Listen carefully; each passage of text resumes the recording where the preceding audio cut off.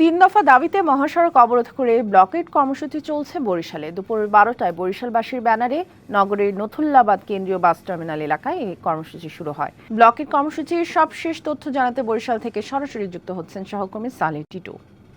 টিটু, কি দাবি করছেন মহাসড়ক অবরোধকারীরা, জানাবেন বিস্তারিত পরিস্থিতি। সামিয়া, আপনাকে ধন্যবাদ।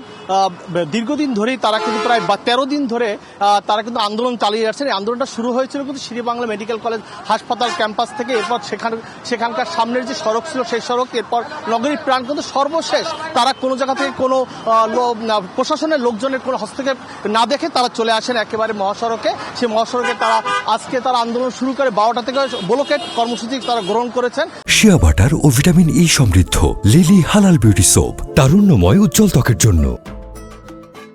এবং সেখানে তারা কিন্তু আন্দোলন শুরু করার পর বেলা 2:15টার দিকে কিন্তু ডিআইজি মঞ্জুর মোর্শেদ এখানে এসেছেন। এখানে এসে তাদের সাথে কথা বলেছেন এবং সে আবার স্বাস্থ্য মন্ত্রণালয়ের স্বাস্থ্য সচিব আছেন, তার কাছে কথা বলে দিয়েছেন এবং তারা ওখানকার জানতে চেয়েছেন যে বরিশাল শেরেবাংলা মেডিকেল কলেজ হাসপাতালে কি সমস্যা আছে তারা লিখিত জানতে। এরপর কিন্তু তারা এই ব্লকেট কর্মসূচি প্রত্যাহার করে নেয়। এরপর কিন্তু পরবর্তীতে কর্মসূচি শুরু করেন এখানকার যে বাস স্টাফরা রয়েছেন, তারা কিন্তু শ্রমিকরা রয়েছেন, তারা কিন্তু এই কর্মসূচি আবার শুরু করে। তাদের একটাই দাবি, যে কোনো আন্দোলন হলেও বরিশাল এই যে মহাসড়ক অবরোধ করা হয় সেক্ষেত্রে তারা আসলে অনেক ভোগান্তির মুখে পড়তে হয় তাদেরকে। তাদের 5ই আগস্টের পর থেকে যে কোনো আন্দোলন হলেই এখানে তারা চলে আসার ছাত্র আন্দোলন করছে। আন্দোলন করার পরিপ্রেক্ষিতে তাদের সমস্ত আয়ের পথটা বন্ধ হয়ে যায়। এছাড়া এখানে তারা শ্রমিকদের যে সংগঠন রয়েছে তাদের নিয়েও তারা কটূক্তি করেছেন।